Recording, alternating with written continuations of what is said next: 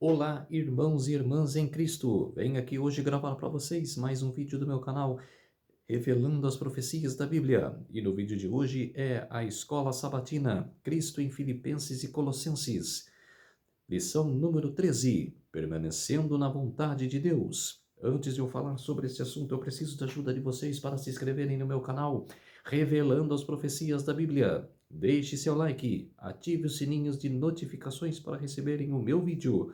Compartilhe com o maior número de pessoas que vocês puderem o conteúdo do meu canal. Preciso da ajuda de vocês. Vamos orar para fortalecer cada vez mais a nossa fé. Querido Deus e Pai, muito obrigado por este dia do Senhor, o sábado do Senhor, que começou ontem ao pôr do sol e que termina hoje ao pôr do sol. 24 horas de adoração e louvor. Por isso, meu Deus, fique comigo nesses minutos e segundos que o Senhor estará comigo. Faça-me de mim o seu servo para apresentar essas verdades para todos os povos, nações e línguas. Tudo isso agradeço e peço em nome do meu Salvador Jesus Cristo. Amém. Vamos lá, povo de Deus. Vamos lá com o tema Permanecendo na Vontade de Deus.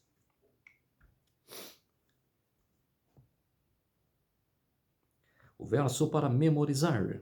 Em tudo deem graças, porque esta é a vontade de Deus para vocês em Cristo Jesus. 1 Tessalonicenses capítulo 5, verso 18.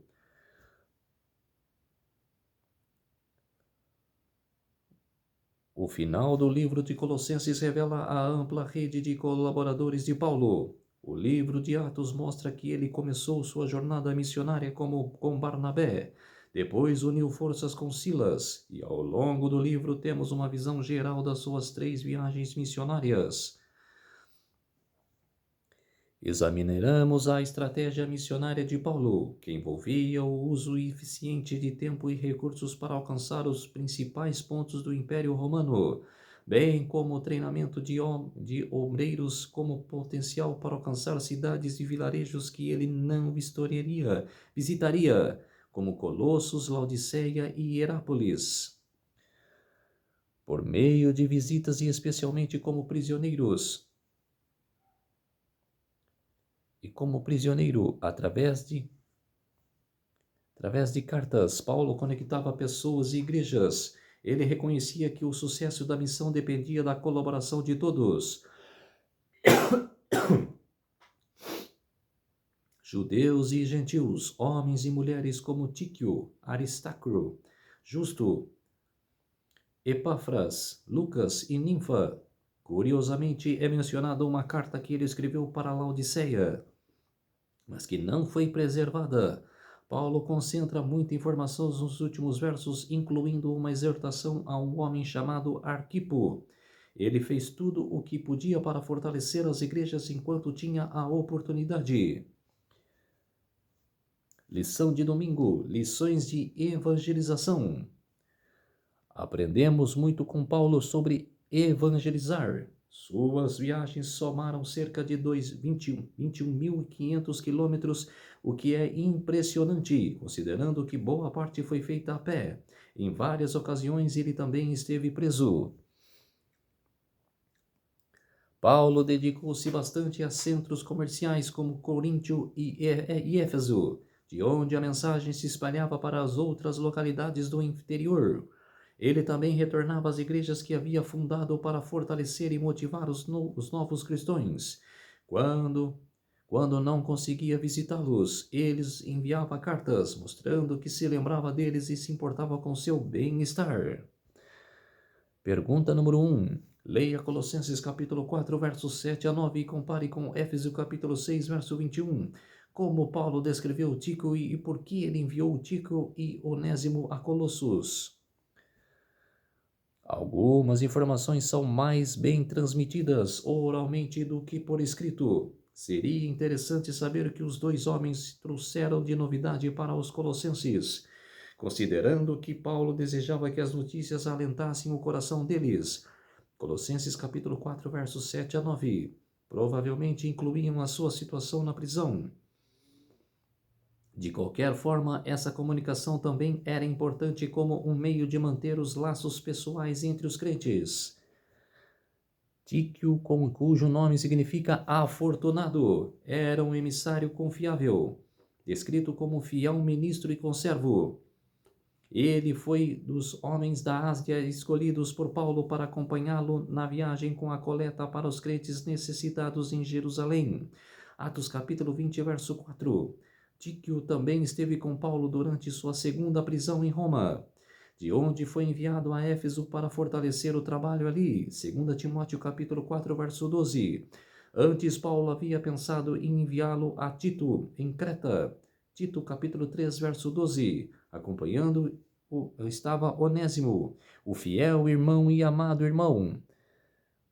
Colossenses capítulo 4, verso 9, que Paulo havia evangelizado na prisão. Filemão capítulo 1, verso 10.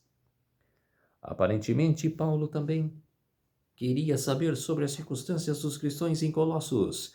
Não seria difícil enviar notícias de volta a ele por alguém, se não fosse possível pelo próprio Tíquio. Essa foi a outra maneira de que Paulo demonstrar amor e preocupação pelos crentes, ainda que não tivessem visitado pessoalmente, e de fortalecê-los na fé que alcançassem outras pessoas. Pergunta no rodapé. Como os assuntos pessoais nas cartas de Paulo revelam sua humanidade e validam seu ministério? Que ele era cristão, que creu em Deus, em Jesus, teve fé e quis passar para os outros ministérios, para as outras pessoas, o amor de Deus para conosco. Lição de segunda-feira, conexões na igreja. Em um mundo conectado é difícil imaginar os desafios que Paulo enfrentou para fazer com que os membros das igrejas se sentissem parte de algo maior do que suas próprias congregações locais. Pergunta número 2. Leia Colossenses capítulo 4, versos 10 e 11. Além de enviar notícias por meio de mensageiros, Colossenses capítulo 4, versos 7 a 9. De que formas Paulo incentivou a união entre as igrejas, levando em conta os problemas que ele tratou nesta carta? Que mensagem há nessas situações? Saudações. Com essas saudações, Paulo promoveu a união dos irmãos. Ele preparou o caminho para a possível visita de Marcos, primo de Barnabé, a Colossos. Aristarco é descrito como um companheiro de prisão de Paulo. Colossenses capítulo 4, verso 10. Eles eram soldados que vestiam a armadura de Deus e lutavam para libertar os cativos de Satanás, a fim de recrutá-los para o serviço do reino de Deus. Éfeso capítulo 6, versos 10, 11. 2 Timóteo capítulo 2, versos 1 a 4. Jesus, conhecido por justo, nomes judaicos e romano, que soam muito semelhantes em grego, como Saulo e Paulo, também é elogiado como colaborador fiel no Evangelho. Paulo fez questão de mencionar que Aristarco, Marcos e Justo eram judeus convertidos, pois eram da circuncisão. Colossenses capítulo 4, verso 11. Em seguida, ele menciona 3 gentios, Éprafas, Lucas e Dermas. Colossenses capítulo 4, versos 12 e 14. É significativo que, apesar das tensões nas igrejas entre judeus e gentios, esses irmãos em Cristo trabalhassem juntos com eficácia, unidade e harmonia. Ao dizer que eram os únicos, Paulo parece expressar sua decepção por não haver mais cristãos judeus unidos com ele em seu sofrimento. No entanto, é importante notar que este tempo, João Marcos, que anos antes havia abandonado Paulo e Barnabé durante a primeira viagem missionária, demonstrou então não apenas lealdade, mas também se tornou um conforto para Paulo. Atos capítulo 13, versos 13 e capítulo 15, verso 36 a 40. Colossenses capítulo 4, verso 11. As ameaças à unidade não são novidade. Nos últimos anos, as forças do mal têm atacado intensamente a unidade da igreja. Essa tensão sobre a unidade pode ser sentida em todos os níveis da igreja. Pergunta no rodapé: como você pode, em sua igreja local, trabalhar para diminuir o que ameaça a unidade?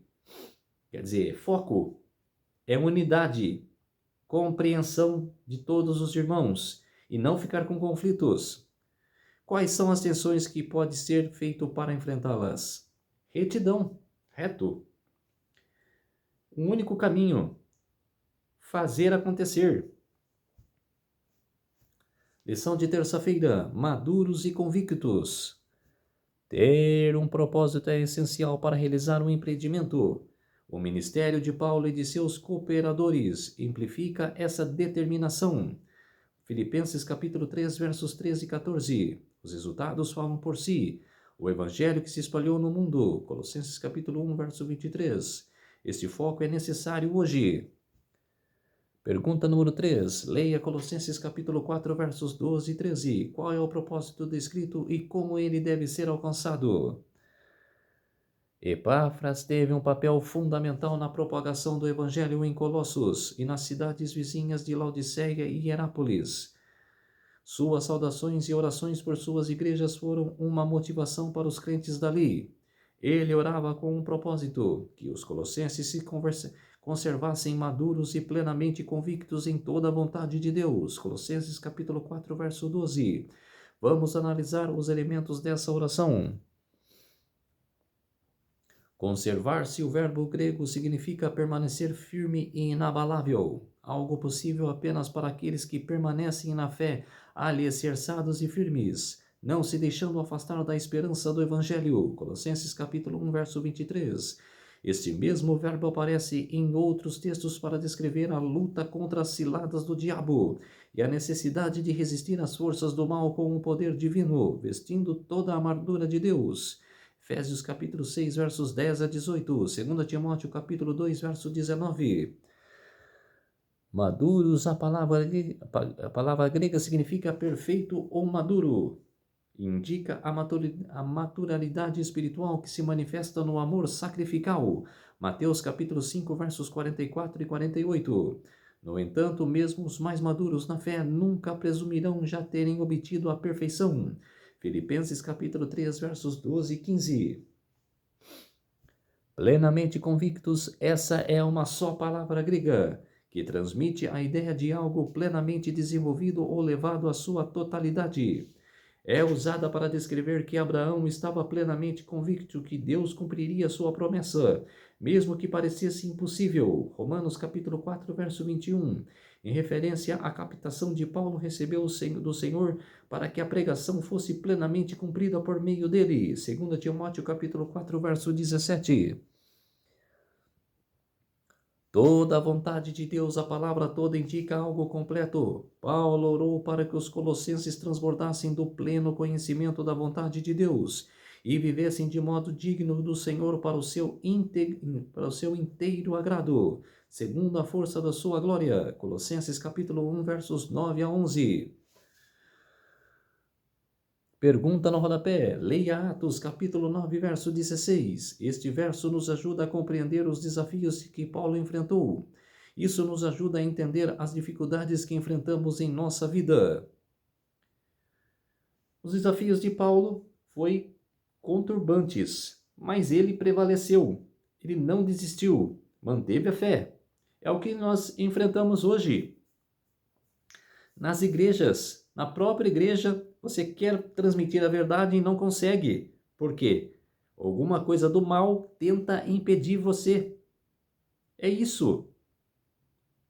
É isso que enfrentamos em nossa vida. É isso que Paulo enfrentou. Lição de quarta-feira. No mundo, mas não do mundo. Pergunta número 4. Leia Colossenses capítulo 4, versos 14 e 15. 2 Timóteo capítulo 4, verso 10. 10 e 11. De que forma Lucas se diferenciou de Demas e por quê? O apóstolo João escreveu: Não ame o mundo nem as coisas que há no mundo. Se alguém amar o mundo, o amor do Pai não está nele. 1 João capítulo 2, verso 15. O amor de Lucas por Jesus e por seu reino fez com que ele permanecesse ao lado de Paulo até o fim, sem se importar com as circunstâncias, enquanto Demas amou mais este mundo do que por vir. Pergunta número 5. Leia as passagens a seguir. O que orientações são dadas àqueles que esperam a segunda vinda de Cristo? Anotem aí, povo de Deus, depois que vocês verem o vídeo. Marcos capítulo 13, versos 32 a 37. B. Tito capítulo 2, versos 11 a 14. 2 Pedro, capítulo 3, versos 10 a 14. Apocalipse, capítulo 3, versos 17 a 21. Jesus e os apóstolos alertaram repetidamente a vigiar, estar atentos e sempre preparados para a vinda do Mestre, para que não sejamos pegos de surpresa. Infelizmente, assim como os discípulos que não deram ouvidos à ordem de Jesus. Vigiem e orem. Marcos capítulo 14, verso 38. Muitos não farão os preparativos necessários. Tudo se resume a quem tem o nosso coração, pois não podemos servir a dois senhores. Mateus capítulo 6, verso 24. Na mensagem à igreja de Laodiceia, Jesus orienta que devemos primeiro nos arrepender de nossos pecados. Em seguida, precisamos abrir o coração para o Senhor e permitir que Ele assuma o controle. Isso nos leva então ao terceiro passo: obter o ouro da fé e do amor, que são provados nas dificuldades e vencem a tentação. Pergunta no rodapé: de que Jesus pede de que mais se arrependa? De que você se arrependa? De tudo. Deixe as coisas mundanas e voltem a Jesus, somente a Ele, Deus. Que parte dessa prescrição você mais precisa aplicar? É deixar as coisas do mundo, todos nós, não somente eu, todos nós, e voltar-se para Deus. Lição de quinta-feira, mensagem à Laodiceia.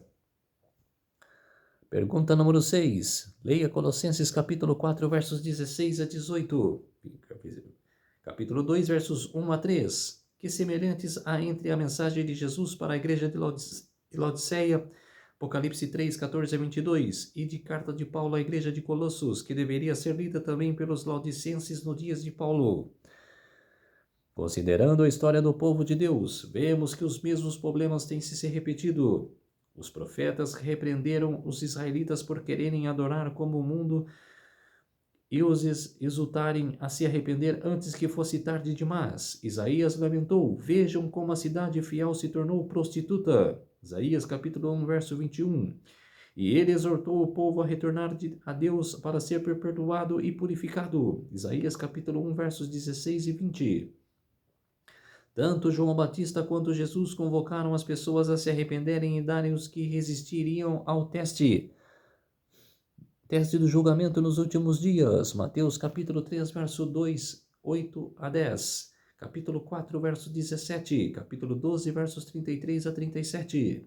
Os apóstolos transmitiam uma mensagem semelhante. Atos capítulo 2, versos 38. Capítulo 3, verso 19. Capítulo 17, verso 30. 2 Coríntios capítulo 7, versos 9 e 10.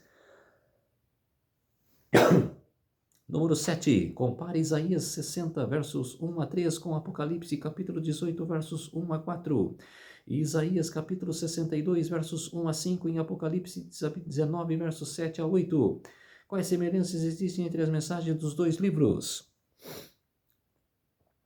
Deus unirá o céu e a terra, mas por causa do grande conflito isso precisa ser feito em etapas. Número 1. No Calvário, Satanás perdeu qualquer afeição que havia para com ele entre os seres celestiais. João capítulo 12, verso 31. Número 2. Por meio do ministério de intercessão e juízo desenvolvido por Cristo no santuário celestial, os fiéis são aperfeiçoados em todo o bem, para que possam fazer a vontade dele. Hebreus capítulo 13, verso 21. Número 3. No juízo durante o milênio e no juízo final, as questões restantes serão resolvidas. Pecado e pecadores impertinentes serão destruídos no fogo, que purificará a terra. Apocalipse capítulo 21, verso 8. E o número 4. Só com o fim do pecado o céu e a terra finalmente poderão ser unidos. Apocalipse 21, verso 3. Pergunta no rodapé: o que você pode fazer para permanecer fiel a Deus e à sua verdade? É manter a retidão, esquecer as coisas mundanas e manter nas coisas de Deus. Bíblia Sagrada. Que escolhas você está fazendo que revelam a quem realmente tem o seu coração? Esquecer as coisas mundanas e o coração somente para Deus. Lição de sexta-feira, estudo adicional. Aquele que se rende a Cristo torna-se sua fortaleza, mantida a ele em um mundo revoltoso, e seu desejo é que nenhuma autoridade seja conhecida nela, exceto a sua. Uma pessoa assim guardada pelos seres celestiais está protegida contra os ataques de Satanás.